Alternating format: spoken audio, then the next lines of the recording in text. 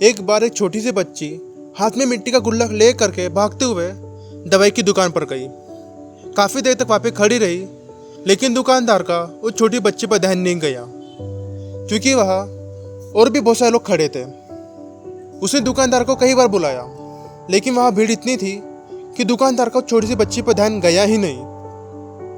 फिर उस बच्ची को थोड़ा सा गुस्सा आया, तो मिट्टी के गुल्लक को ले करके वहीं पे जोर से काउंटर पर रख दिया। उसके बाद जो दुकानदार था और जितने भी लोग वहाँ पे खड़े थे, वो सब बच्ची की तरफ देखने लगे। फिर उस दुकानदार ने बच्ची से पूछा, बेटा आपको क्या चाहिए? तो वो बहुत ही भोलेपन से बोली, मुझे एक चमत्कार चाहिए। ये सुनकर के दुकानदार को कुछ समझ में नहीं आया, और वहाँ जितने भी लोग थे ना उनको समझ में आया। फिर दुकानदार ने बोला, बेटा चमत्कार तो यहाँ नहीं मिलता।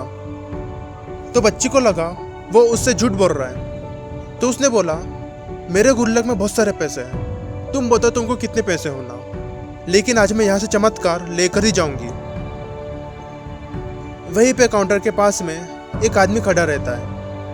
उसने बच्ची से पूछा, तुमको क्यों चाहिए चमत्कार? तो उसने अपनी कहानी बताई। कुछ दिन पहले मेरे भाई के सिर में बहुत तेज दर्द हुआ, तो मेरे मम्मी पापा ने उसे हॉस्पिटल लेके गए, और कई दिन तक मेरा भाई घर नहीं आया।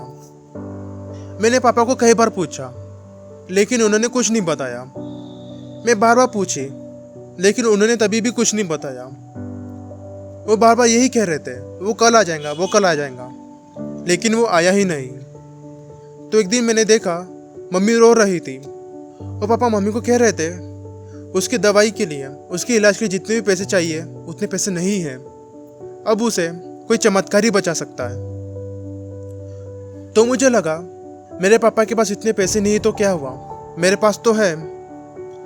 तो मैं पूरे पैसे ले करके इस दवाई की दुकान पे आ गई।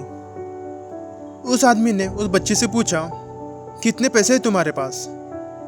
ये सुनते ही बच्ची ने गुल्लक को उठा करके जो उसे जमीन पे पटका और तोड़ दिया, और पैसे गिनने लगी। और बाकी के सब लोग खड़े होकर के बच्ची को देख रहे थे।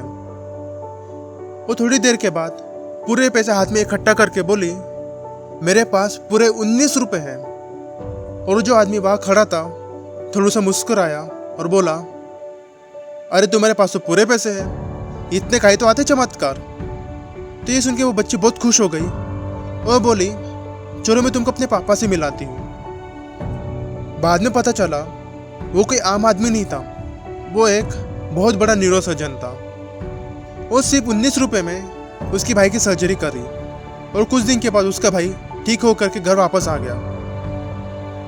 फिर कुछ दिन के बाद वो बच्ची, उसके पापा, उसकी मम्मी, उसके भाई बैठे हुए थे और बातें कर रहे थे। तो उसकी मम्मी ने उससे पापा से पूछा, तो बता दो ये चमत्कार किया कैसे?